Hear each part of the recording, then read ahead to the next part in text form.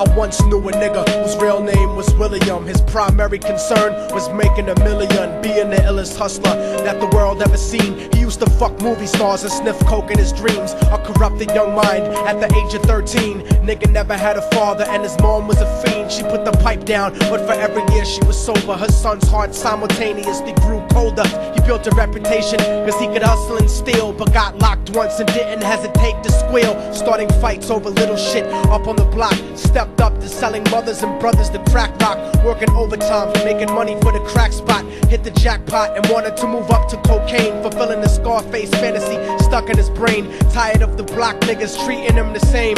He wanted to be major like the cutthroats and the thugs, but when he tried to step to him, niggas showed him no love. They told him any motherfucking coward can sell drugs. Any bitch nigga with a gun can bust slugs.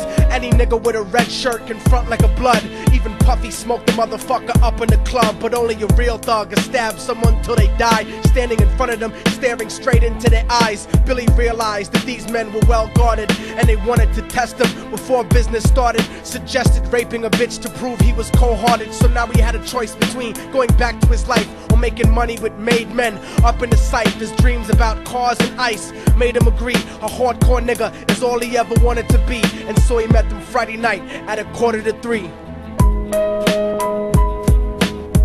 I'm falling and I can't turn back.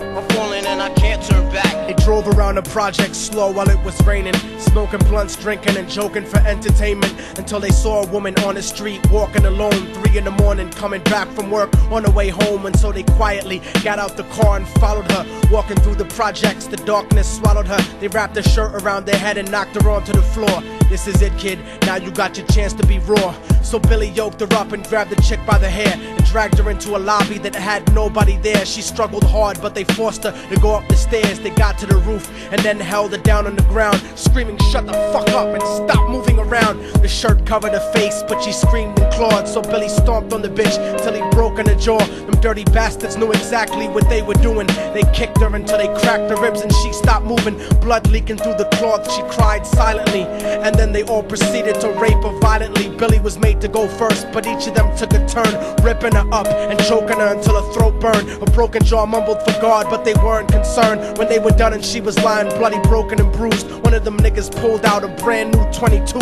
They told him that she was a witness for what she'd gone through, and if he killed her, he was guaranteed a spot in the crew. He thought about it for a minute, she was practically dead, and so he leaned over and put the gun right to her head. Right before he pulled the trigger and ended her life, he thought about the cocaine with the platinum and ice, and he felt strong standing along with his new brothers. Cocked the gat to her head and pulled back the shirt cover, but what he saw made him start to cringe and stutter, cause he was staring into the eyes of his own mother. She looked back at him and cried cause he had forsaken her. She cried more painfully, and when they were raping her, his whole world stopped. He couldn't even contemplate. His corruption had successfully changed his fate, and he remembered how his mom used to come home late, working hard for nothing, cause now what was he worth? He turned away from the woman that had once given him birth, and crying out to the sky cause he was lonely and scared, but only the devil responded cause God wasn't there. And right then he knew what it was to be empty and cold, and so he jumped off the roof and died with no soul. They say death takes you to a better place, but I doubt it. After that they killed his mother and never spoke about it.